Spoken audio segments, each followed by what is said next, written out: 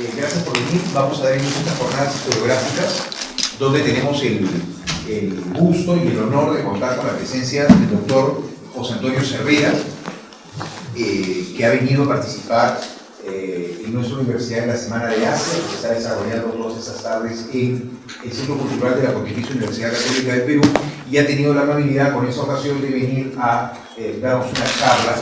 El doctor Cervera es una persona en sí misma, intrínsecamente interdisciplinaria, podríamos decir, porque es doctor en física e historiador, doctor en estudios de Asia.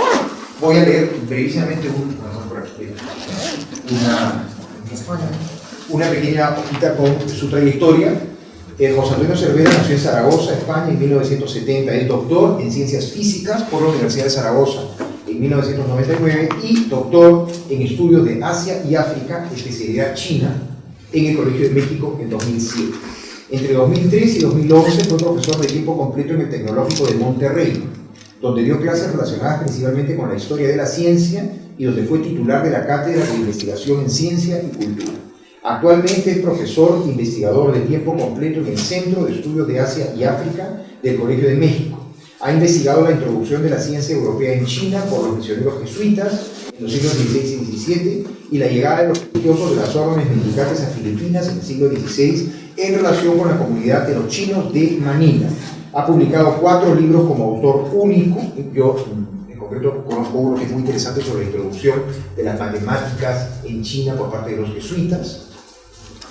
Ha publicado 20 capítulos en libros colectivos y 25 artículos en revistas arbitradas e indexadas, además de numerosos capítulos en actas de congresos, la mayoría internacionales. Ha presentado ponencias en más de 60 congresos y simposios nacionales e internacionales en países de América, Europa y Asia. Y desde 2006 es miembro del Sistema Nacional de Investigadores de CONACYT de México. Entonces, hoy día, y sobre todo dado que hay varios de los aquí presentes son alumnos de metodología y investigación histórica, va a plantearnos primero su trayectoria, cómo es que desde la física llega al Asia y a la historia, ¿no? Y luego va a hacer unas reflexiones metodológicas y bibliográficas en torno a la historia de la ciencia. Muchas gracias, José Antonio, por haber aceptado venir y lo recibimos con un aplauso.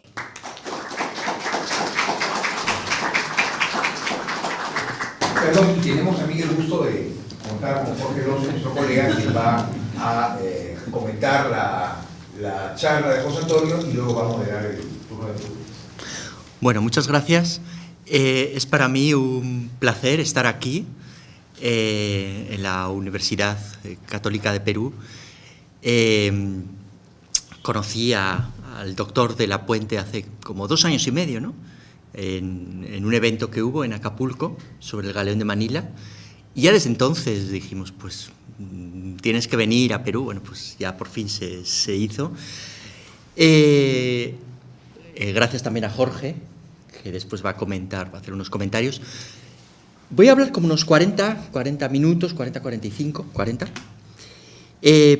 Primero voy a hablar, bueno, ¿qué hago aquí? ¿Cómo llegué aquí, no? Porque mi trayectoria yo me doy cuenta que es un poco extraña. Soy español, yo creo que desde la primera frase que uno dice ya se da cuenta uno, y eso que llevo 18 años en México, pero el acento no cambia. Hice la carrera de física y ahí en la carrera de física tomé una materia optativa de historia de la ciencia con un profesor llamado Mariano Hormigón, que, bueno, desgraciadamente falleció hace como 14 años. Pero él es el que, digamos, me animó a seguir la historia de la ciencia. Cuando acabé la carrera de física, se me ocurrió ir a China. Esta es otra historia que algunas veces me preguntan, ¿no? ¿Por qué China? Bueno, quién sabe.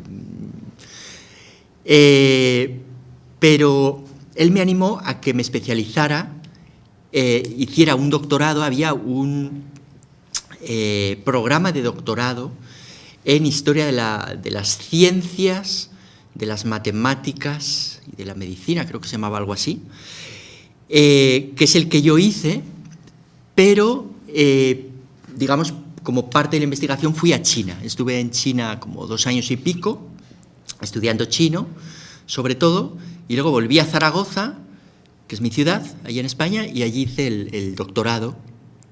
Que bueno, el título que tengo es así muy, muy bonito, es doctor en ciencias físicas, pero porque el programa de doctorado que llevé daba el título de doctor en la misma disciplina que uno había hecho en la licenciatura. Pero en realidad mi investigación no fue de física, sino que fue de historia de la ciencia. Y me dediqué a estudiar el trabajo que habían hecho los misioneros jesuitas, dominicos, agustinos, que habían ido a China o que habían tenido relación con los chinos en Filipinas. Entonces, bueno, terminé el doctorado en el año 99 y les he hablado del tema porque eso es lo que me vincula con México. Después de terminar el doctorado, me fui a México a hacer un postdoctorado, pues porque finalmente México, la Nueva España, era el camino por el que iban todos estos misioneros que iban a Filipinas, ¿no? Los españoles. De España, la Nueva España, Filipinas, para intentar entrar en China, sobre todo los de las órdenes mendicantes, dominicos, franciscanos y agustinos. Así llegué a México y allí inicié un segundo doctorado en el Colegio de México, ya específicamente sobre estudios de Asia y África, con especialidad en China, y ahí estudié cuestiones de historia de China, filosofía, chino clásico. Terminé el doctorado y me fui a trabajar a Monterrey, y allí en Monterrey, en el TEC de Monterrey, mi principal trabajo era relacionado precisamente con la historia de la ciencia. Llegué a Monterrey, es una historia muy curiosa, porque un amigo que había estudiado conmigo y que era profesor de allí, me dijo: oye, se va a abrir clases de chino en el TEC de Monterrey, aquí en Monterrey, ¿quieres venir?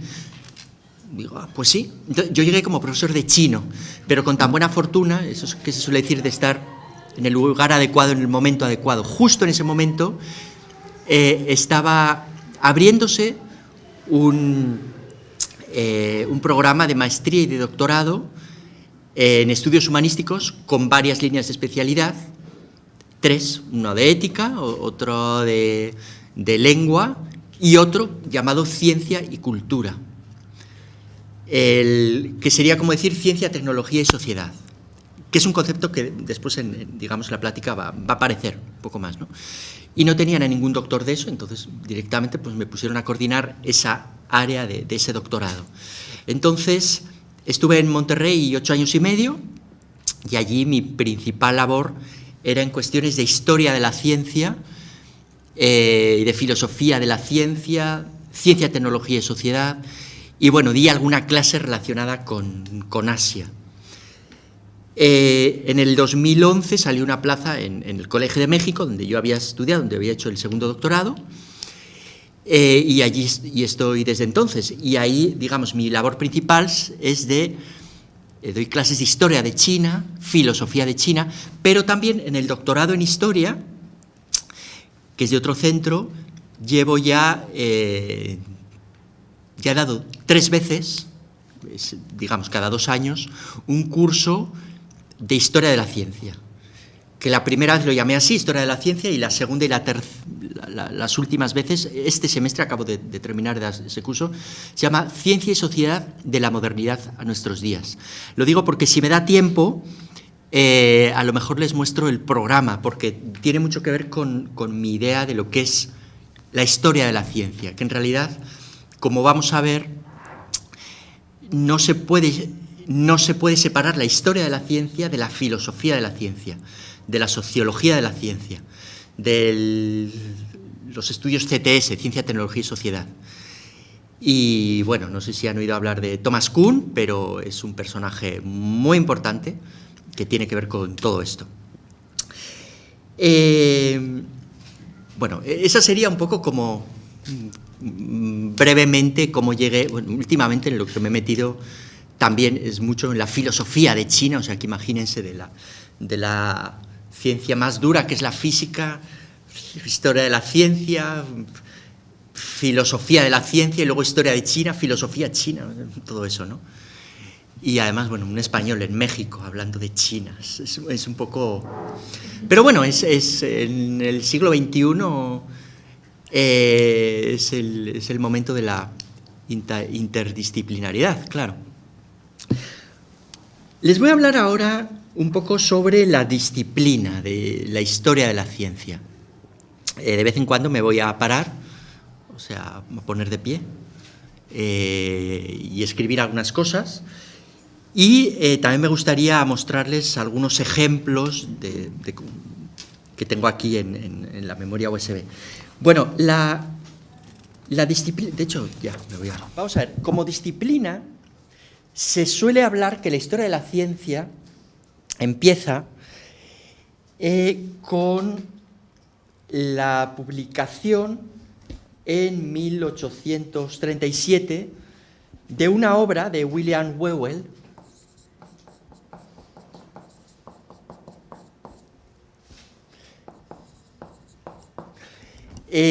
llamada History of the Inductive Sciences, Historia de las Ciencias Inductivas. En ese momento, es una época muy, digamos, muy antigua para lo que sería propiamente la institucionalización de la historia de la ciencia que se da ya en el siglo XX.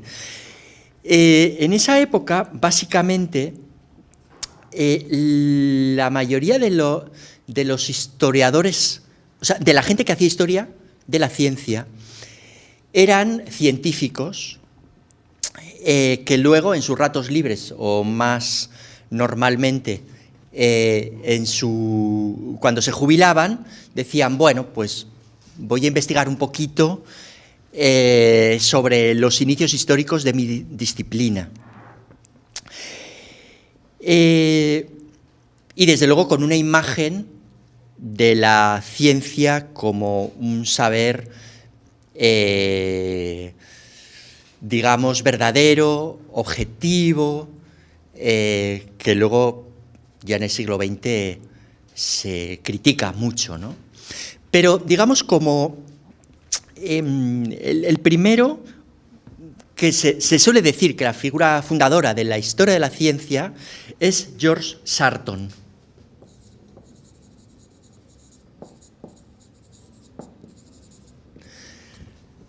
Sarton, ya en el siglo XX, era,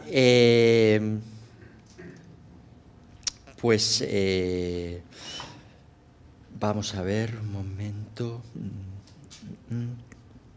Sí, él en la Primera Guerra Mundial estuvo por Bélgica, luego finalmente fue a Inglaterra y llegó a Estados Unidos. Y entonces en Estados Unidos empezó a dar conferencias a tiempo parcial en varias instituciones académicas, y en 1916 empezó a trabajar en la Universidad de Harvard. Y unos años después, ya, digamos, obtuvo la plaza, y él fue el que en los siguientes años empezó a investigar, su trabajo fue investigar la historia de la ciencia. Hizo una gran obra llamada precisamente Introduction to the History of Science, que el plan era hacerlo publicar en 9 volúmenes, toda la historia de la ciencia de la humanidad. Al final llegó a publicar solo 3 volúmenes, pero bueno, con más de 4.000 páginas, que básicamente revisa y cataloga las contribuciones científicas desde la antigüedad hasta el siglo XIV. Para que se hagan idea, para el segundo volumen, por ejemplo, aprendió árabe y viajó por Medio Oriente, inspeccionando manuscritos originales. Es decir, él es uno de los primeros que se dedican realmente a estudiar una lengua de una civilización que quiere estudiar, ¿no? Pero bueno, de todas formas, él, por ejemplo, es el que fundó la revista Isis,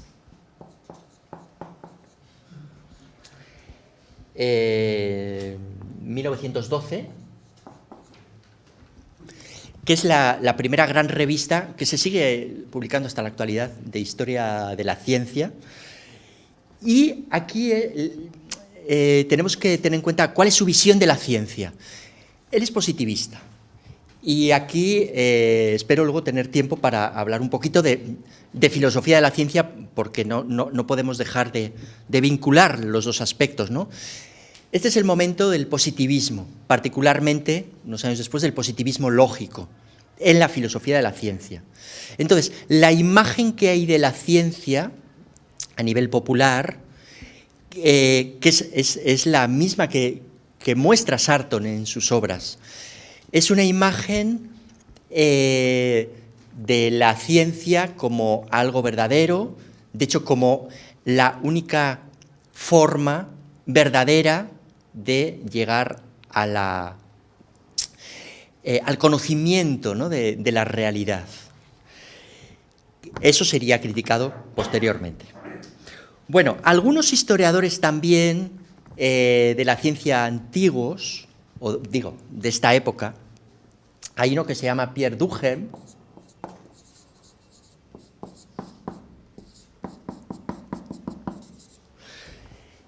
Duhem, él publicó, también como en esta época, entre 1913 en adelante, una obra titulada Le système du monde, histoire des doctrines cosmologiques de Platón a Copernic. Bueno, el sistema del mundo, ¿no?, digamos, de Platón a Copérnico. Él es uno de los primeros que se dedican a la historia de la ciencia medieval.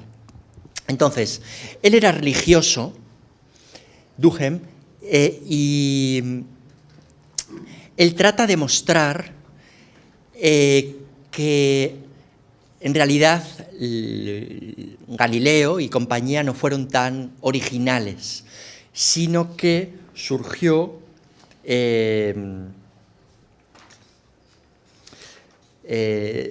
digamos, en la Edad Media, en la Baja Edad Media, personajes como Nicolás Oresme o Roger Bacon fueron los que desarrollaron algunos aspectos, por ejemplo, la doctrina del ímpetus, que luego fueron tomados posteriormente por personajes como Galileo, y que en realidad Galileo no era tan original. Aquí nos encontramos ya con una cuestión muy interesante, y es que la historia de la ciencia es muy difícil de ser totalmente objetivo, porque siempre seguramente la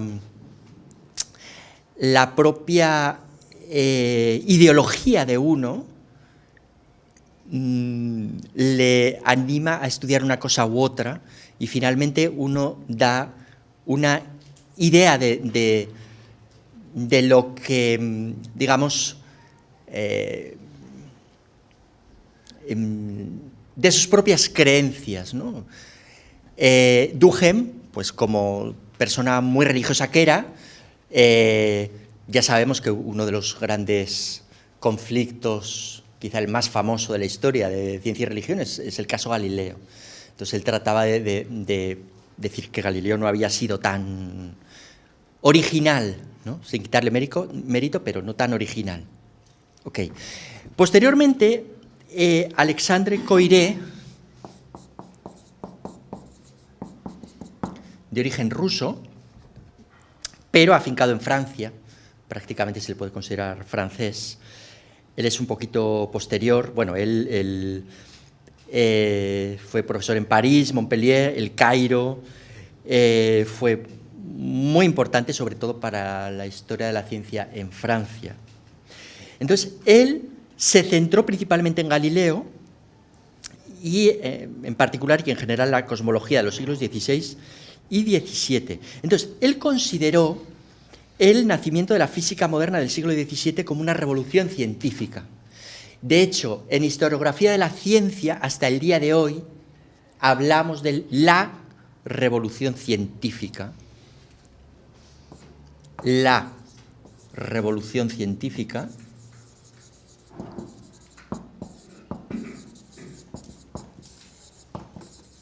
para ese proceso que tuvo lugar entre los siglos XVI y XVII, digamos, casi hasta se podrían poner fechas, ¿no? 1543, que es cuando publica Copérnico su libro, el De Revolutionibus, hasta 1687, que es cuando publica Newton, los Principia. O sea, casi un siglo y medio. En ese siglo y medio se da el cambio paradigmático, empleando ya términos de Kuhn, entre la ciencia antigua y medieval, podríamos decir, la ciencia moderna. Ahí en medio están Galileo, está Kepler, Tycho Brahe, ¿no? Y acabando con la sistematización de Newton. Entonces, hasta el día de hoy se habla de la revolución científica. Esto en gran parte tiene que ver con Coiré. Bueno, de todas formas, ellos todavía tienen esa idea bastante ingenua, yo digo ingenua, del positivismo, ¿no? De la ciencia como, wow, lo único que nos acerca a la realidad. Pero ahí empezaron ya a haber, sobre todo a partir de los años 30, empezó a haber otras ideas. En los años 30, precisamente, hubo uno de los grandes congresos de... traer el reloj para ir controlando un poco el tiempo. En un gran congreso de historia de la ciencia que hubo en Londres en 1931, hubo un ruso llamado Boris Hessen que hizo una ponencia sobre las raíces sociales y económicas de los Principia de Newton. Es quizá uno de los primeros trabajos en los que se empieza a estudiar la historia de la ciencia desde el punto de vista social. O sea, su tesis era que el trabajo de Newton estaba inspirado por la situación económica y contexto, y que básicamente los Principia no eran pues prácticamente eran la solución de problemas técnicos de la burguesía. Claro, Hessen provenía de la delegación soviética, ahí en ese congreso. Posteriormente se vio que su trabajo pues era muy ideológico y no era tan serio. Sin embargo, y de hecho no tuvo tanto seguimiento incluso en su propio país. Sin embargo, fue muy interesante porque en Europa Occidental sí que tuvo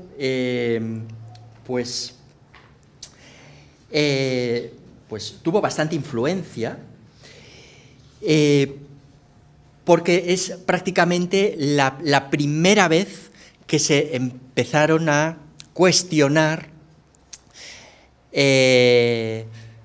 si en el desarrollo de la ciencia pues la sociedad, los aspectos sociales o económicos de una sociedad influían en el desarrollo científico, que hasta entonces, ya digo, con la visión positivista de Sarton, sobre todo, como gran iniciador de la disciplina, pues la imagen del desarrollo de la ciencia era desde luego continuo, era una labor universal de la humanidad,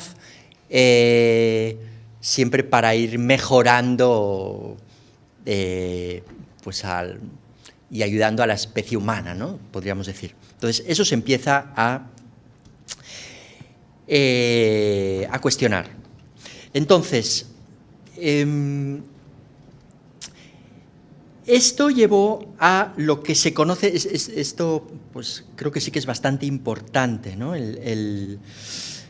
La diferencia entre lo que se conoce como la historia de la ciencia externa o externalista y la historia de la ciencia interna o internalista. Digamos, a ver, básicamente el externalismo, la historia de la ciencia externa, muestra la manera en que la ciencia y los científicos se ven afectados, influidos guiados por el contexto y el mundo en el que existen. Es un enfoque que evita la noción de que la historia de la ciencia es el desarrollo del pensamiento puro a lo largo del tiempo, y lleva a la idea de que el desarrollo científico se podría dar, digamos, está influido por la sociedad, por la economía, por los aspectos sociales, sobre todo, ¿no? en un contexto. Eso se opone a lo que se conoce como la historia de la ciencia interna o internalista, que se centra más en la reconstrucción racional de las ideas científicas y consideran el desarrollo de estas ideas en su totalidad dentro del mundo científico.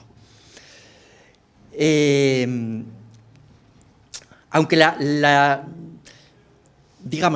aunque la historia interna de la ciencia se suele centrar sobre todo en cuestiones de ciencia moderna, también se puede hacer un estudio de historia de la ciencia internalista de un aspecto como el ímpetus en la Edad Media o la ciencia griega, ¿no? Bueno, una de las cosas que les he traído, pero como si no en lo que abro esto, si quieren luego más tarde, y ya lo vemos, es para que vean un ejemplo, ¿no? Un ejemplo claro. Simplemente por encima se puede ver la diferencia entre una historia de la ciencia, un trabajo de historia de la ciencia interna y un trabajo de historia de la ciencia externa, aunque en el fondo la mayor parte de los trabajos es muy difícil separar, es una diferencia muy sutil, y la mayor parte de los trabajos, digamos que mezclan las dos cosas, ¿no? Bueno, eso ya digo, luego si podemos ya les mostraré algunos ejemplos. Bueno, esto, tras este trabajo de Gessen, llegamos a un autor que no es propiamente historiador de la ciencia, pero que influyó mucho también. Es un sociólogo llamado Robert Merton, que a lo mejor le suena a alguien, no sé. Bueno, Merton es el autor de lo que se conoce en los estudios de la ciencia como la tesis de Merton. ¿Qué es eso de la tesis de Merton? Bueno, seguramente muchos habrán oído, o todos, a un sociólogo todavía mucho más famoso, que es Max Weber. Max Weber tiene un trabajo pionero a principios del siglo XX, que es el de la ética protestante y el espíritu del capitalismo. Es un trabajo muy importante, ¿no? Publicado en 1905, 1906, por ahí. Este trabajo de Merton, de la ética protestante y el espíritu del capitalismo, lo que hace es relacionar la revolución religiosa que hubo, ¿no? A partir de Lutero, los luteranos y calvinistas, y, digamos, la reforma protestante, pero a nivel prácticamente teológico. O sea, cómo el cambio, esa revolución teológica influyó en el desarrollo del capitalismo en algunos países del centro y del norte de Europa. Es una tesis que ha sido muy influyente, muy discutida. Si tuviéramos aquí tiempo les contaría un poco de qué va el libro, pero y cómo eso se puede criticar fácilmente, y más desde América Latina. Pues bueno, la visión de este señor era bastante anglosajona, ¿no? Pero bueno, el hecho es que como 3 décadas después, Merton hizo su tesis doctoral sobre ciencia, tecnología y sociedad en la Inglaterra del siglo XVII. Entonces, él hace el vínculo con la ciencia. Entonces, podríamos decir que si se había hecho el vínculo de la reforma protestante con el capitalismo,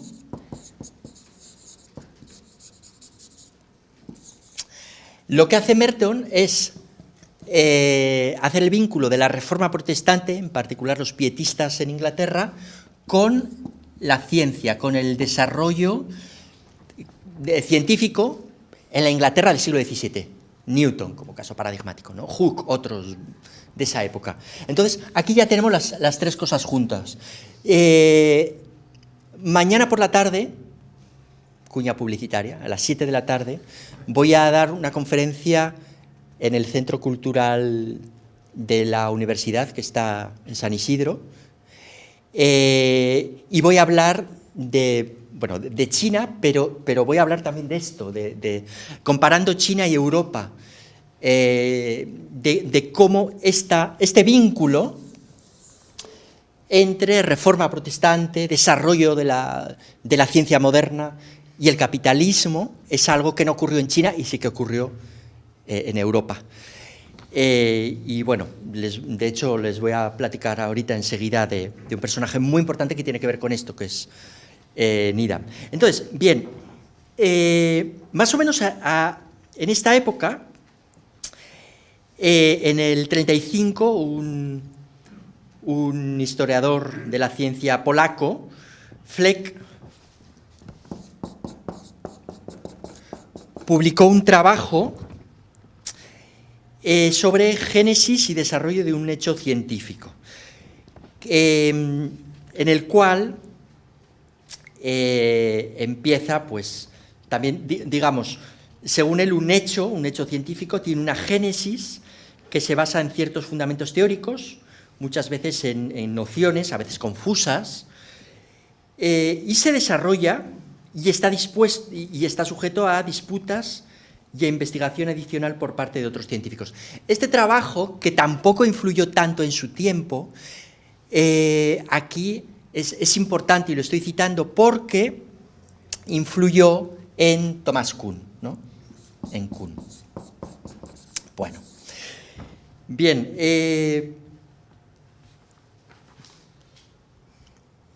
voy a pasar ya a Kuhn. Kuhn, en 1962,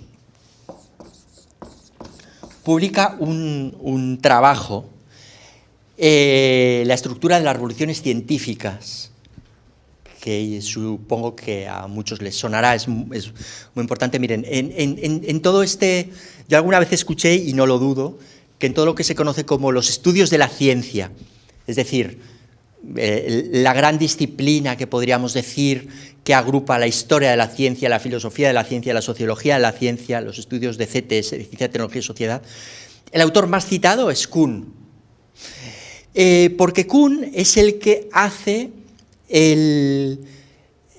digamos, el giro social, lo que yo llamo el giro social a la filosofía de la ciencia. Hasta entonces, la filosofía de la ciencia, ¿qué es la ciencia? ¿No? Se desarrolla, lo iba a dejar para el final, pero voy a nombrar aquí muy rápidamente. Como disciplina, la filosofía de la ciencia se desarrolla a partir de los años 20, del siglo XX, con los que se conoce como el Círculo de Viena. Es una serie de científicos de varias disciplinas que, digamos, se preguntan, ¿qué es la ciencia? ¿Qué es lo básico de la ciencia? Y básicamente para ellos, para saber lo que es la ciencia, hay que estudiar su metodología y la epistemología. Entonces, esta escuela se conoce como el positivismo lógico, que están muy influidos por la filosofía positivista de Augusto Comte y otros, ¿no? Ernst Mach, que es un positivista muy importante, que influyó mucho en científicos como Einstein, mismamente, ¿no? Entonces, bueno, los positivistas lógicos, los miembros del Círculo de Viena, ya digo, para saber lo que es la ciencia hay que estudiar su método, y de ahí proviene el famoso método científico que todos hemos estudiado de pequeñitos, ¿no? La ciencia empieza con la observación, de ahí uno saca una hipótesis, la contrasta con un experimento, y entonces si resulta que todo sale bien, lo hacemos ley, y si no, buscamos otra cosa. Bueno, eso el método y cómo conocemos es lo básico que les importa. Posteriormente hay un filósofo de la ciencia muy importante llamado Popper, que dice, no, es que en realidad la ciencia no hay que verificar, sino que una disciplina científica es la que se puede refutar. O sea, yo hago una conjetura y la someto a pruebas, y mientras no la refuto, sigue siendo válida, y si la refuto, pues busco otra cosa. Bueno, de todas formas, la imagen de Popper está muy dentro del positivismo lógico. El que rompe con esto es Kuhn, porque Kuhn es el que hace que la filosofía de la ciencia, digamos, cambie el foco de la epistemología, es decir, de cómo conocemos, y la metodología, el método de la ciencia, a la sociedad. Es decir, para entender lo que es la ciencia, tenemos que entender la sociedad en la que se desarrolla. Y para eso, obviamente, hay que ir a la historia. Entonces, Kuhn es el que, digamos, el iniciador de lo que en filosofía de la ciencia se llama historicismo. Y a partir de ahí, la historia y la filosofía van juntos. Ok, 5 minutos. Bien.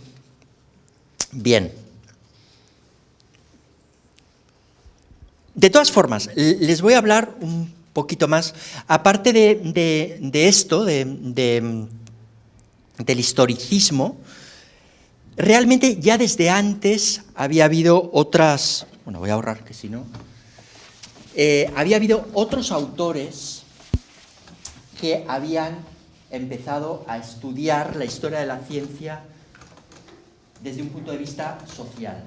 Y ahí les quiero hablar sobre todo de, pues desde luego John de Bernal.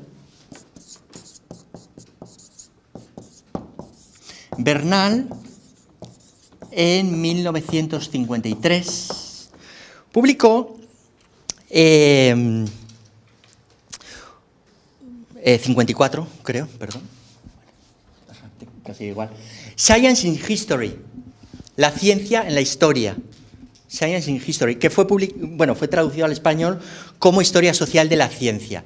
Él es el iniciador de la historia de la ciencia marxista.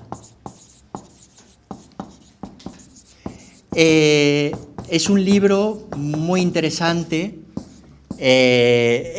Por ejemplo, es el que utilizó. Yo cuando estudié la historia de la ciencia, mi profesor de historia de la ciencia, que luego sería mi director de tesis, Mariano Hormigón, pues prácticamente él era como su Biblia, nos ponía a leerlo.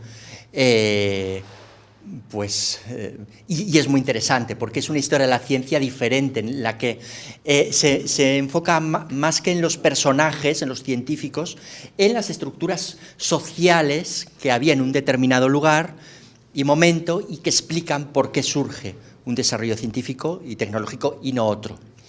Mi director de tesis era súper rojo, a morir, tenía ahí una enciclopedia, historia criminal del cristianismo, antirreligioso, y bueno, les cuento esto para que vean que finalmente él fue mi profesor. Y luego, da la casualidad también de que muy poco después, desde el 53, eso es, hay otro historiador de la ciencia del que quiero hablarles, que es Joseph Needham. Joseph Needham, británico, también, igual que Bernal. Él es el gran historiador de la ciencia china. Él era biólogo de formación en Cambridge. En los años 30 llegaron ahí unos chinos a trabajar con él y él se enamoró de la cultura china y entonces empezó a estudiar la civilización china y, digamos, después la historiografía habla de lo que se conoce como el dilema de Needham. El dilema de Needham es por qué la ciencia moderna, matematizada, como la conocemos con este tipo de método, la ciencia de Galileo, ¿por qué surgió en Europa y no, por ejemplo, en China, que durante la dinastía Song, los siglos XII y XIII, tenía unas condiciones muy superiores a las de Europa desde todos los puntos de vista? Desde todos los puntos de vista, mucho más desarrollada. ¿Y por qué? Bueno, la respuesta que él da, bueno, él era marxista también, entonces tiene que ver con las condiciones sociales. Entonces, fíjense, yo que me dediqué a China, pues con un profesor de historia de la ciencia marxista y con Needham también, mi aprendizaje tuvo que ver, básicamente fue esta historia de la ciencia más materialista, que, digamos, invoca muy bien con lo que es la historia de la ciencia externa de la que les he hablado, ¿no? Bien, pues voy a ir terminando, pues prácticamente, sí.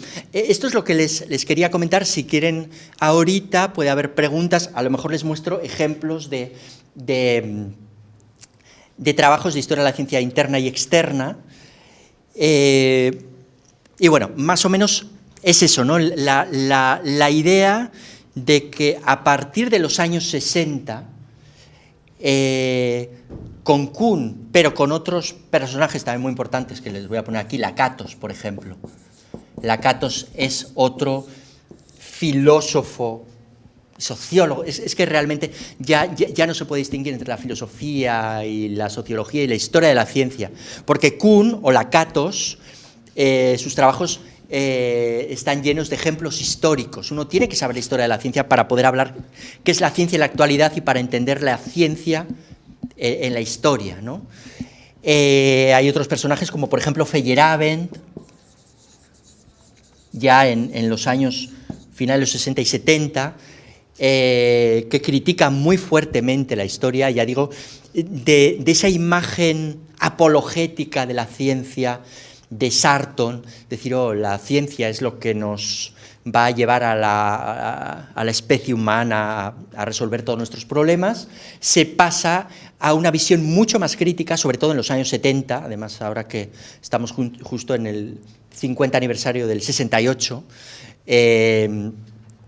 personajes como Kuhn, como Lakatos, como Feyerabend y otros todavía más radicales como Lévy-le-Blond y grupos que empiezan a afirmar como grupos, Science for the People, Survivre, empiezan a criticar la ciencia y a decir es que la ciencia está al servicio de la sociedad capitalista, en el caso del capitalismo, ¿no? De su tiempo, ¿no? Entonces, digamos, en los últimos años se ha desarrollado cada vez más esta idea de que la ciencia no se puede explicar sin la sociedad en la que está metida, y por eso cada vez más en las últimas décadas, los últimos 50 años, pero sobre todo digamos los últimos 30 años, muy claramente ya casi no tiene sentido hacer historia de la ciencia internalista, porque para hacer un trabajo de historia de la ciencia hay que tener siempre presentes los aspectos sociales, ¿no? del momento, del lugar en el que surge. Bueno, hasta aquí. Bueno, gracias.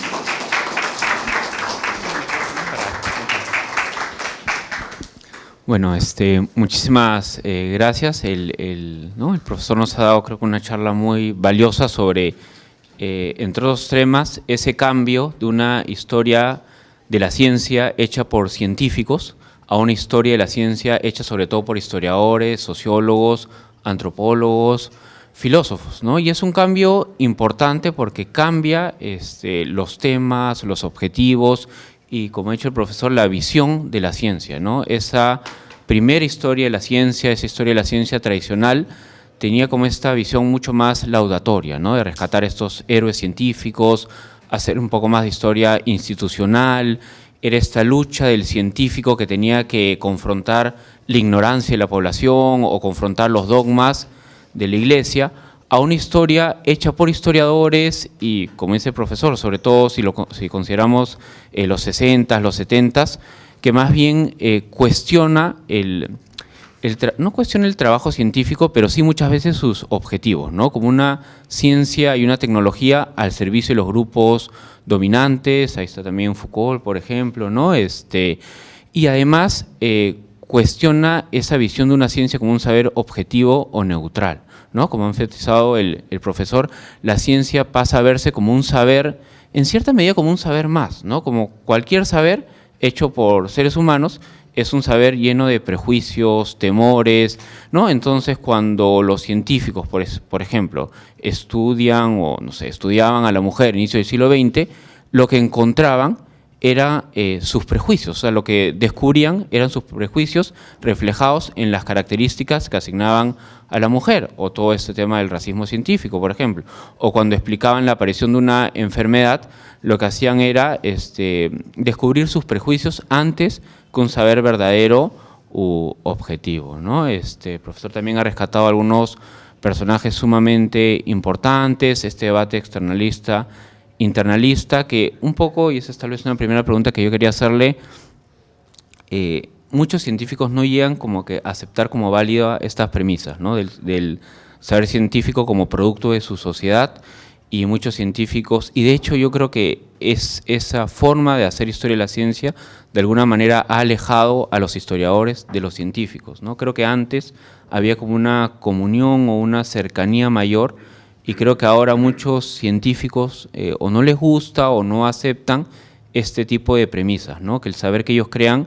en cierta manera refleja prejuicios sociales o es una construcción social. Entonces tal vez eso ha alejado, ¿no? en alguna manera estas dos comunidades. También un personaje central que es Thomas Kuhn, ¿no? Que es esta idea de los paradigmas, que antes había esta idea que un paradigma era reemplazado por otro porque aparecía una visión más certera de la realidad, ¿no? Más verdadera, por decirlo de alguna manera, y Kuhn lo que dice es, no, son consensos, ¿no? El paradigma cambia cuando el consenso de la comunidad científica cambia, y ese consenso se adquiere no porque aparezcan nuevas verdades o se descubra una verdad más sofisticada, sino por factores políticos, sociales, económicos, ¿no? Esos factores son los que cambian los consensos. Entonces, más que el paso de un paradigma a otro por una verdad superior, es el cambio por cambios sociales en las estructuras sociales, ¿no? Y eso no solo se ve en Estados Unidos o Europa, ¿no? Acá en Perú también, por ejemplo, la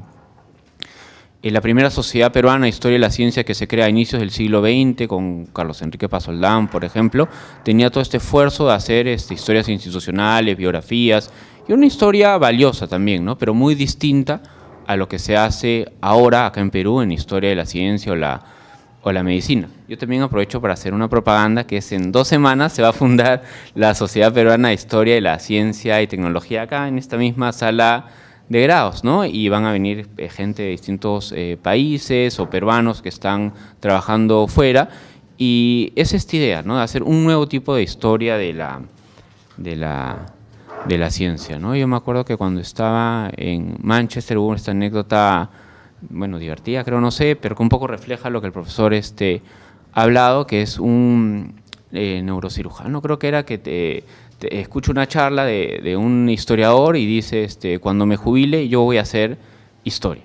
Y el historiador le dice, y cuando me jubile yo voy a empezar a operar. Entonces esta idea de que muchos historiadores empiezan a cuestionar o tratar de ver la historia de la ciencia de una manera distinta, ¿no? No solo, como dijo el profesor, un hobby de científicos que quieren un poco rescatar a sus héroes, sino que utilizar los métodos y las fuentes ¿no? Como lo que ustedes están aprendiendo, ¿no? Entonces, bueno, agradecerle al profesor por la charla y más bien abrir a posibles preguntas o dudas que haya generado la charla. Si me permites, voy a contestar a esto que me has preguntado y luego ya. La idea está de que hasta el día de hoy muchos científicos siguen teniendo esta idea laudatoria de la ciencia. Eso es verdad, pero aquí nos encontramos con un dilema que yo creo que hasta la actualidad ha marcado y sigue marcando esta disciplina, y es si para ser un historiador de la ciencia es mejor provenir de una disciplina científica o una disciplina histórica. Porque nos ha dicho el profesor Losio que se pasó de un momento en el que los científicos, cuando se jubilaban, hacían historias de su disciplina, a un momento en el que fueron historiadores, antropólogos. Sí y no, porque hasta el momento presente yo creo que seguramente la mayoría de los que hacemos historia de la ciencia procedemos de una disciplina científica. Lo que pasa es que después ya hacemos historia de la ciencia no como hobby, es decir, yo jamás he trabajado como físico. Siempre he trabajado como historiador de la ciencia. Ahora bien, si no hubiera hecho la carrera de física, me sería bien difícil hacer un trabajo sobre historia de la astronomía, por ejemplo, o historia de la física, historia de la mecánica cuántica. Entonces, ahí es...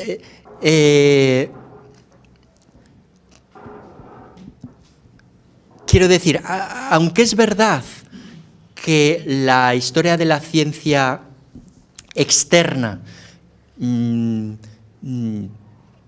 en cuenta aspectos sociales, también tiene que entender un poco de qué estamos hablando, ¿no? Entonces, por eso hay historiadores de la ciencia que provienen de la historia y se especializan en la disciplina científica, pero tienen que estudiarla. O sea, uno no puede hacer una historia de la biología sin tener ni idea de biología. O, pues, alguien que ha hecho la carrera de biología, digamos, tiene que adquirir la metodología de la historia. Por eso no es tan fácil, ¿no? Y aquí hay no sé qué era, no sé si era historiador o qué, Edward Snow, ahí como en los años 50 o 70, la verdad no me acuerdo bien, él es el autor de lo que se conoce como las dos culturas. No sé si a alguien le suena. Las dos culturas son las ciencias y las humanidades, que desgraciadamente en nuestro mundo cada vez más están separadas, están divorciadas. Entonces, los historiadores de la ciencia, por definición, creamos puentes. Tratamos de crear puentes entre las dos culturas, pero desgraciadamente esas dos culturas existen y con el aumento de la especialización se van separando cada vez más, con lo cual el puente cada vez tiene que ser más largo, ¿no? Y eso es lo que hace que, efectivamente, muchos científicos a día de hoy consideren que la historia de la ciencia, pues, no es tan importante. Yo mismo, cuando hice la carrera de física, que además tenía muy buenas calificaciones, y por ahí, cuando acabé la carrera y dije que me iba a dedicar a la historia de la ciencia, algunos de los que habían sido mis profesores, que me veían como un joven muy talentoso y muy prometedor para el campo de la física, dijeron: este hombre, ¿qué hace? Que está loco. Se va a ir a China a estudiar historia de la ciencia. China. O sea, ¿pero de dónde ha salido, no? Y bueno, yo lo sé por un compañero de mi clase que se especializó en electricidad y magnetismo. Me llegó a decir: sí, nuestro profesor de electricidad y magnetismo llegó a decir: Cervera, yo creo que en el futuro se arrepentirá. Y eso se me quedó ahí como clavado, ¿no? Y yo he hecho todo lo posible para no arrepentirme, y lo he conseguido porque no me arrepiento. Pero tiene que ver con esto que decía el profesor, ¿no? De que es muy difícil crear esos puentes, y que buena parte de los científicos, sí, bueno, y la sociedad en general, ¿no? Ya digo, todos hemos estudiado el método científico, y a día de hoy todavía se considera que algo es válido si está científicamente probado. Lo que pasa es que ahí entran también mucho las cuestiones de ideología, ¿no? Pero bueno, ya me callo. Sí, hay, por favor, ¿preguntas? Una pregunta, duda, Comentarios. Tal vez yo puedo empezar con una sobre China, para vincular sus dos saberes, sus dos especialidades. normalmente en la historia de la ciencia también había como una visión muy eurocéntrica. Incluso en estas escuelas un poco más arriesgadas o novedosas, se ha mantenido históricamente con una visión muy eurocéntrica de los aportes o los cambios. Si usted cree que eso está cambiando, si por ejemplo a partir de este crecimiento de China, este nuevo, ¿no? que este país ¿no? que está emergiendo como una de las grandes potencias, se está empezando a ver un poco más a Asia y su historia científica.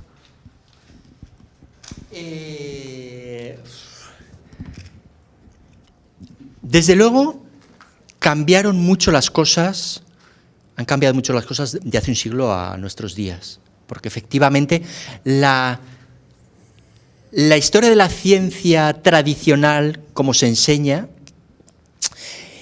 sí que es la historia, normalmente, bueno, la historia de la ciencia, uno que da un curso de historia de la ciencia en la mayoría de los sitios, empieza en Grecia, quizá se puede dar una sesión o dos de Egipto y Mesopotamia, como, pues porque los griegos no inventaron todo de la nada, entonces fueron los que influyeron en los griegos, pero la ciencia y la filosofía nació con Tales de Mileto y todos los que vinieron después, Grecia, Roma, luego hay un poquito de ciencia musulmana, porque es el vínculo entre el pasado grecolatino y el Renacimiento, pero luego ya, o sea, nos sirven los musulmanes porque fueron los que conservaron el saber de los griegos y lo aportaron a los europeos que hicieron el renacentismo, y a partir de ahí Europa. Eso hasta el día de hoy, hasta el día de hoy. En los años 50, con personajes como Joseph Needham, eso empieza a cambiar, pero todavía sigue habiendo una imagen demasiado eurocéntrica. Y eso yo creo que, bueno, ustedes como historiadores también, o sea, igual en la filosofía, me acuerdo que me decían, bueno, uno puede hacer, por ejemplo, yo que vengo de México, ¿no? Tenía algún compañero de filosofía de la UNAM que me decían, yo puedo hacer la licenciatura, la maestría y el doctorado en filosofía y jamás haber visto nada de Confucio. Lo mismo, o sea, también en historia de la ciencia seguimos siendo muy eurocéntricos, occidentocéntricos. Y entonces hay un libro que yo utilizo mucho en mi curso de Ciencia y Sociedad de la Modernidad a nuestros días, que es un libro en el que yo colaboré en el 2006, salió publicado en Madrid, que también se titula algo así como La ciencia en la historia, y entonces son 10 preguntas así claves que se hacen a historiadores de la ciencia de varios países, de España, de México, de Alemania, de Francia, de varios países, ¿no? Y entonces una de las preguntas, por ejemplo, es ¿cuándo surge la ciencia y por qué? Y buena parte de esos historiadores de la ciencia, sobre todo los que están en Europa, dicen, bueno, siguen diciendo la ciencia nace en Grecia. Y hay otros incluso que hablan de la revolución científica, del Renacimiento. O sea, la ciencia como tal, como la conocemos hoy en día, nace con Galileo. Y sin embargo, otros, los que nos dedicamos a otras civilizaciones, decimos, no, o sea, en realidad, pues mucho antes, seguramente desde que el ser humano ha habido ciencia, ¿no? Eso nos lleva mucho a la definición de ciencia. Por eso digo, no se puede separar la historia de la ciencia de la filosofía de la ciencia. ¿Qué es la ciencia, no? Entonces, se ha avanzado mucho, desde luego, desde, podríamos decir, hace un siglo, pero desgraciadamente sigue habiendo todavía un prejuicio muy grande de eurocentrismo. Que Tales de Mileto aconsejó a Pitágoras, que era menor que él, que visitara Egipto para agradecer a los sacerdotes todas las bases que le habían dado para construir su geometría, ¿no? Y además el primer documento que existe es de unos 1500 años antes de Cristo en matemáticas, donde los griegos, por cierto, todavía no estaban, y pertenece a un sacerdote egipcio que se llamaba Ames, ¿no? Pero en realidad también había mucho desarrollo científico en Babilonia y antes en Sumeria, ¿no es cierto? O sea, ya había un desarrollo científico notable, pero por supuesto siempre en élites. Entonces es distinto de cuando la ciencia se convierte en un fenómeno colectivo y forma parte de un proyecto social, ¿no? El proyecto de la modernidad es consustancial con el desarrollo científico. No era posible sin el desarrollo científico.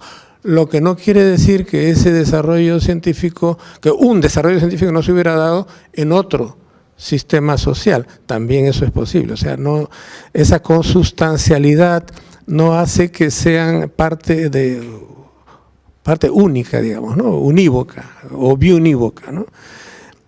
Pero eso sí creo que es muy interesante porque puede... es posible, digamos, que el proyecto marxista soviético, no me refiero al marxista, sino más bien el proyecto soviético, es un proyecto similar al capitalista en realidad, ¿no? Bastante similar. Entonces no hay allí realmente nada novedoso, ninguna innovación con respecto a la asociación de la ciencia con el desarrollo económico, ¿no? Es la acumulación, siempre es la acumulación, cuando posiblemente la acumulación no es el único sistema posible, ¿no? Finalmente, lo ideal sería saber si dentro de esta especulación de la historia, de la filosofía y de la sociología de la ciencia, hay la posibilidad de entender si la ciencia puede ser motora, si puede o no, ser motora por sí misma de un desarrollo social mejor, superior a los que hemos vivido, experimentado en la historia conocida. Sí. Sí, efectivamente, totalmente de acuerdo. La modernidad, digamos, el cambio que se da en la modernidad, que en realidad es una serie de revoluciones, porque ahí está la religiosa con la reforma protestante, está la económica con el capitalismo, las revoluciones burguesas, por supuesto. Una de esas grandes revoluciones es la de la ciencia y la tecnología. Y sobre todo a partir de... Dos comentarios. Uno, sobre todo a partir del siglo XIX no podemos entender nuestra sociedad sin echar mano a la ciencia. Es decir, ustedes supongo que muchos de ustedes son estudiantes de historia, y yo creo que muchas veces se olvida la historia de la ciencia dentro de la disciplina de la historia como tal. Y bueno, sí, seguramente se podría hacer una historia, si uno hace un trabajo histórico sobre, digamos, en la Edad Media o en la época de los griegos, o hasta incluso en el siglo XVIII podría uno dejar de lado la historia, la ciencia. Pero si uno hace cualquier tipo de estudio histórico, por lo menos a partir del siglo XIX, no digamos el XX, hay que tener en cuenta la historia y la ciencia, y muchas veces se deja de lado. Y estoy totalmente de acuerdo en que la visión que subyace en el proyecto soviético es la misma. O sea, el liberalismo y el marxismo son muy similares con respecto a lo que se propone como motor de la sociedad humana, basado en la ciencia. Ahí, no sé, estoy pensando, ¿me da tiempo para mostrarles alguna cosita? Bueno, les voy a mostrar simplemente lo que les prometí antes, para que vean un ejemplo de historia de la ciencia internalista, que es este. Bueno. Paul Ehrenfest y la necesidad de los cuantos, ¿no? 1911. Es de historia de la física, sobre la mecánica cuántica. Y ya simplemente viendo por encima el texto, se van a dar cuenta que está lleno de fórmulas. Esto es un texto... O sea, esto no es un artículo de física, es un artículo de historia de la física. Pero, pues está lleno de fórmulas, lleno digamos, de física. O sea, sería casi imposible que alguien que no hubiera estudiado física pudiera hacer este trabajo, ¿no? O sea, lleno de fórmulas, ¿no? Ahí lo ven. Y se puede comparar con una tesis de doctorado que yo dirigí, que es también muy relacionado con el mismo autor, con Ehrenfest, es uno de los científicos que hizo la tesis de la historia de la ciencia. Entonces, viendo, por ejemplo, el índice, ahí la física en su tiempo, la física en un periodo de crisis, a ver, así para que se vea más grande. Física, experiencia, teoría, imaginación, la metáfora, la imaginación temática, la física como fuerza civilizadora, luego, por supuesto, la biografía del propio Ehrenfest. Y luego, claro, también hay capítulos donde sí que se mete en cuestiones físicas, que serían más internas, pero este es un típico trabajo externo donde se tiene que ver la cuestión de la social, ¿no? Histórica, que da lugar a la física cuántica. Para que se hagan una idea, uno de los trabajos que Ricardo utilizó, Ricardo Guzmán, mi asesorado, es un trabajo que muestra que después de la Primera Guerra Mundial, en la época de la República de Weimar, hubo todo un rompimiento de la sociedad alemana y eso llevó a que particularmente en Alemania, en los años 20, hubiera una capacidad de inventar nuevas cosas, de imaginación, que explican en gran parte que la mecánica cuántica, que es un rompimiento con la racionalidad científica de los últimos siglos, se pudiera dar, ¿no? O sea, ahí vincula directamente algo totalmente científico con algo totalmente social. Y bueno, lo que les iba a mostrar también es... este es el tema de, digamos, es el temario del curso que yo doy. Entonces, primero hablo sobre, bueno, una introducción a la historia y la historiografía de la ciencia. Luego, la astronomía geocéntrica, yo me centro mucho en fundamentos de astronomía. Claro, yo siempre doy una clase en la que hablo no de historia, sino de astronomía, porque no se puede entender a lo que hizo Ptolomeo, lo que hizo Copérnico, lo que hizo Kepler, sin entender cómo se mueven los planetas en el cielo, visto desde la Tierra, que es fundamental. O sea, hay que tener unos fundamentos de astronomía, ¿no? Creación y desarrollo del paradigma geocéntrico, y luego me voy a China con el dilema de Needham, lo que les he contado, porque el estudio de China, del caso de China, puede ayudar a entender muy bien, diferenciando lo que pasa en Europa, ¿no? Y luego ya propiamente lo que sería la revolución científica, Copérnico, Brahe, Kepler, Galileo, Newton, Francis Bacon, René Descartes. Luego doy un salto cuántico a la física cuántica. Y luego ya la segunda parte del curso es propiamente ya de filosofía de la ciencia. Curso rápido de epistemología, de Aristóteles a Wittgenstein, para poder entender de dónde surge, ¿no?, el positivismo lógico, Popper, luego ya el giro social de Kuhn, de Lakatos. Y luego, propiamente, todo lo que es los estudios de la ciencia de la segunda mitad del siglo XX, aquí es a donde yo quería llegar. El informe de Vannevar-Bush. Me juego algo a que la mayoría, bueno, a que casi nadie, no sé si alguien ha oído hablar del informe de Vannevar-Bush. ¿Alguien? Es un documento que ha influido muchísimo en el mundo actual y en la vida de todos nosotros.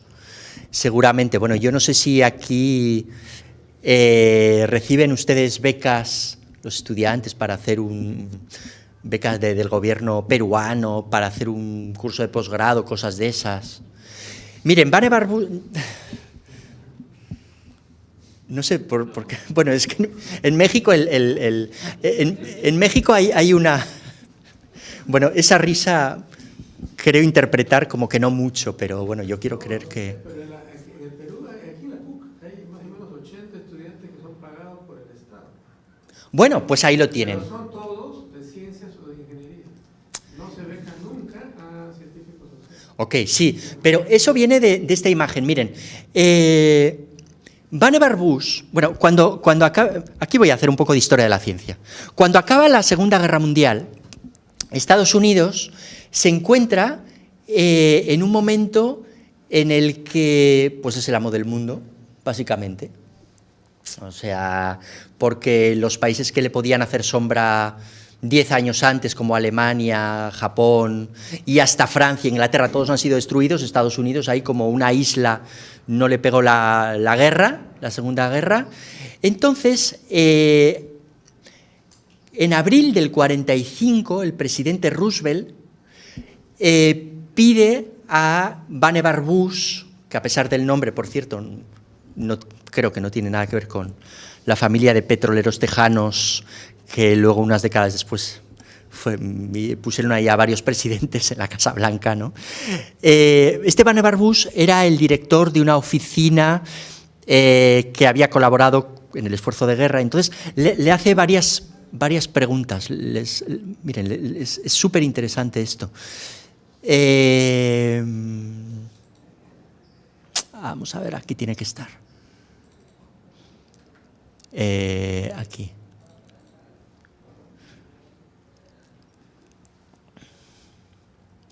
Le hace varias preguntas, que son, en noviembre del 44, el presidente Roosevelt hace varias preguntas a Vannevar-Bush. Una, ¿qué puede hacerse de manera coherente con la seguridad militar y con la aprobación previa de las autoridades militares para hacer conocer al mundo lo más pronto posible las contribuciones que durante nuestro esfuerzo bélico hicimos al conocimiento científico? Es decir, desgraciadamente para la humanidad, durante las guerras, la ciencia y la tecnología avanza a un ritmo mucho más rápido.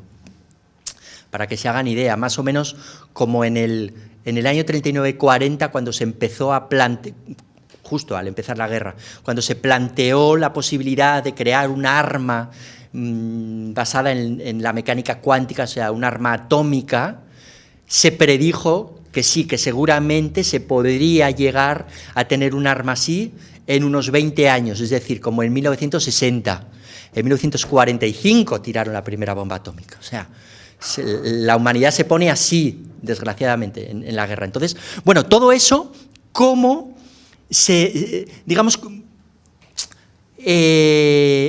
cómo puede hacerse para conocer al mundo, ¿no? Dos, con especial referencia a la guerra de la ciencia contra la enfermedad.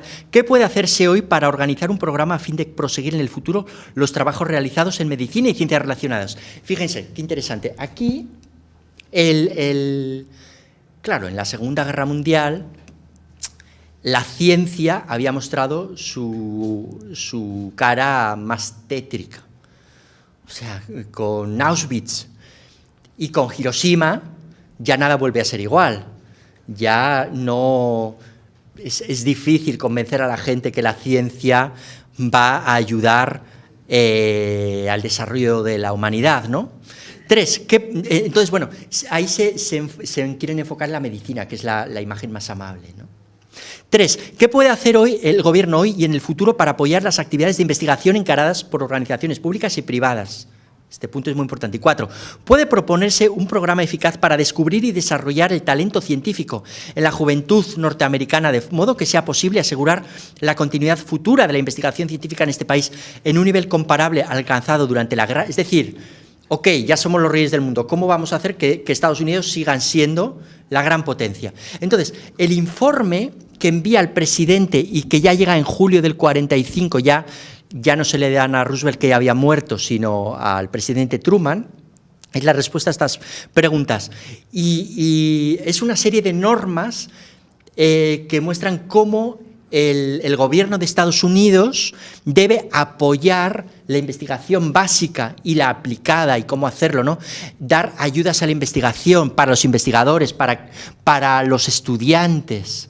Entonces, como resultado, en 1950 se crea en Estados Unidos la National Science Foundation, que es replicada en todos los demás países. En México, por ejemplo, en 1970 surge el CONACYT, el Consejo Nacional de Ciencia y Tecnología, que da becas a los estudiantes para que hagan posgrados. Y también a los investigadores para que desarrollen la ciencia, ¿no? El Sistema Nacional de Investigadores.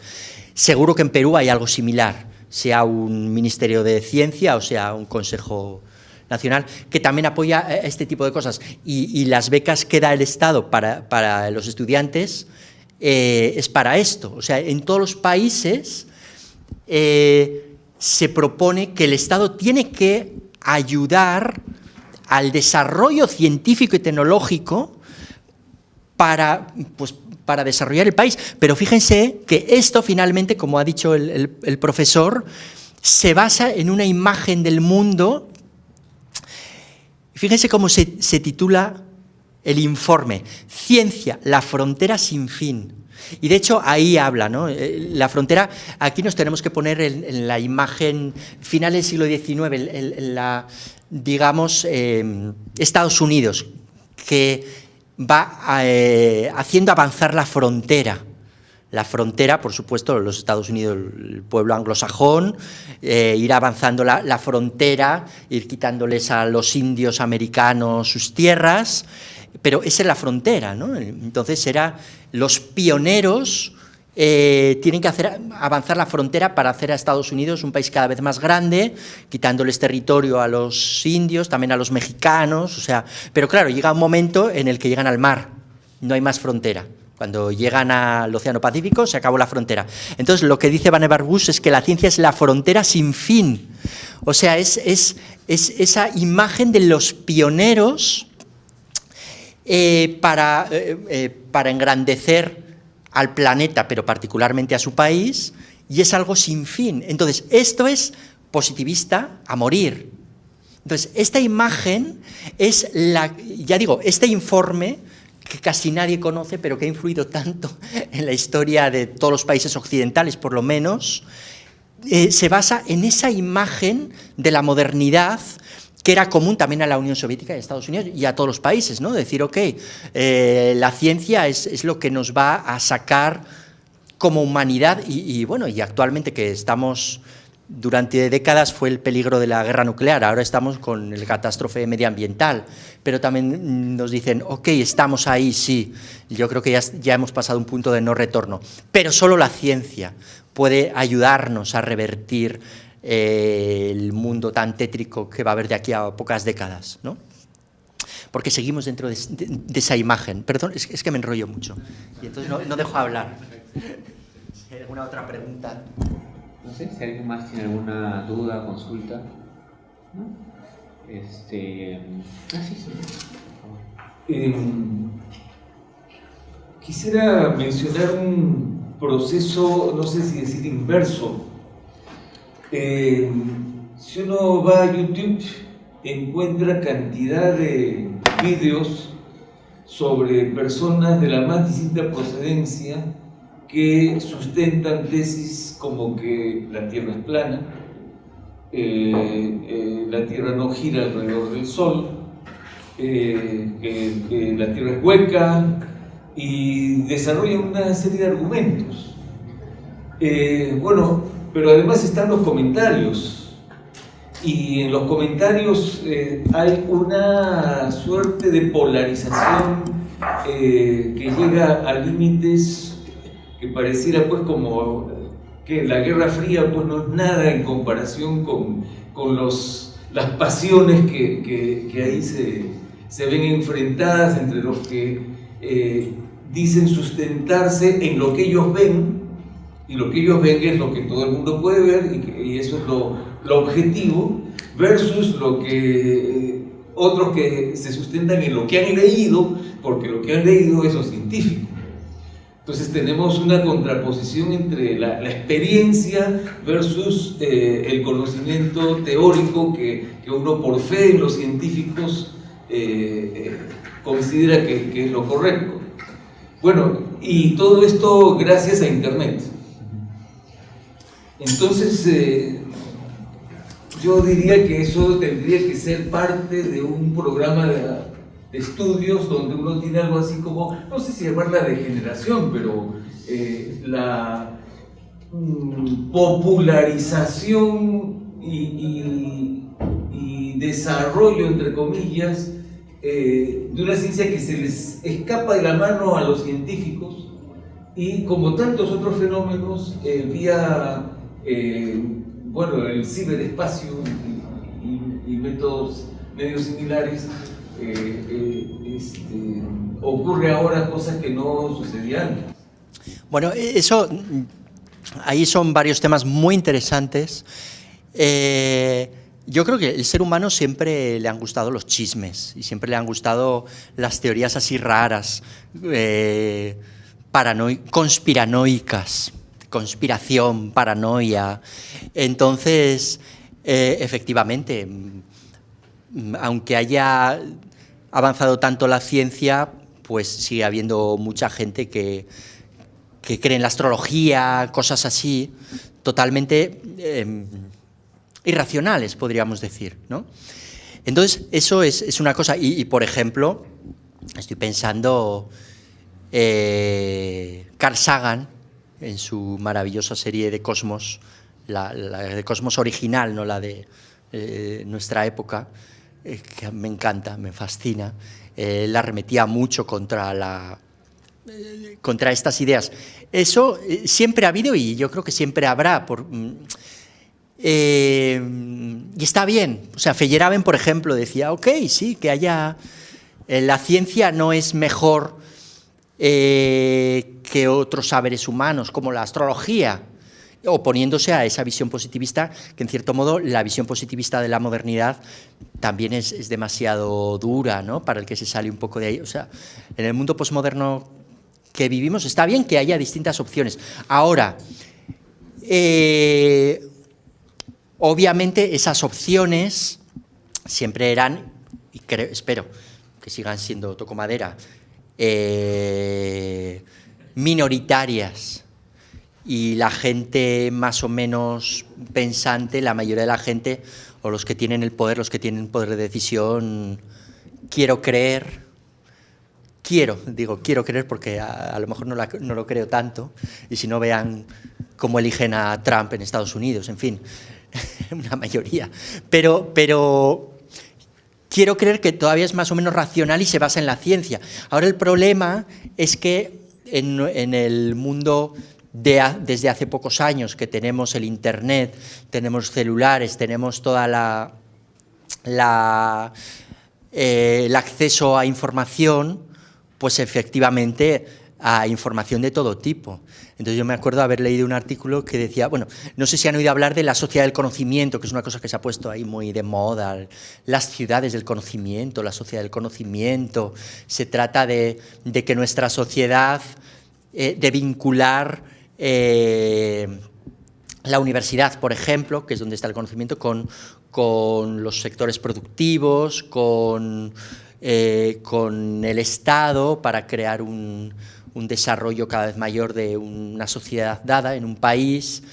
Pero hay algunos que se preguntan, y leí un artículo que era, si en lugar de ir hacia una sociedad del conocimiento, no estamos yendo hacia una sociedad de la ignorancia. Por eso yo creo que nuestra labor en la universidad es muy importante, y más en esta época que antes, para desarrollar el sentido crítico. El sentido crítico que muchas veces, o sea, ahora cualquier niño puede tener acceso a toda la información del mundo, pero toda la información del mundo hay muchas barbaridades. Yo lo de la Tierra plana no lo había oído, pero buscaré algo, porque me parece increíble que haya gente que sostiene que la Tierra es plana. Lo de que el ser humano no haya ido a la Luna, sí, eso sí que lo había oído, es un poquito más razonable, ¿no? O menos irracional, quiero decir, pero lo de que la Tierra es plana, pero vamos, me lo creo porque es increíble.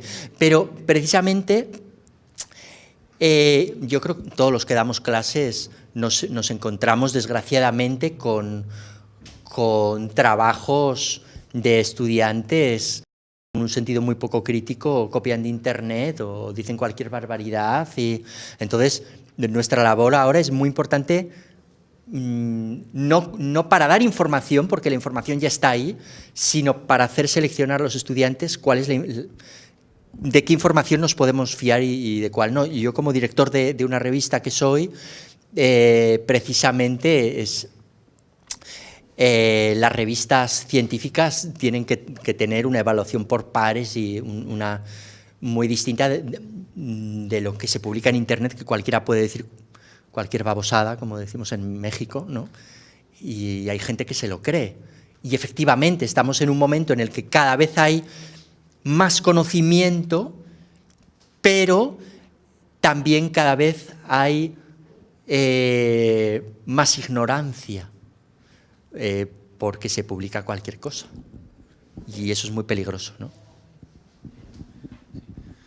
Bueno, agradecerles por su presencia, por las preguntas, agradecer al profesor Cervera y, bueno, muchísimas gracias y despedirlo con un aplauso.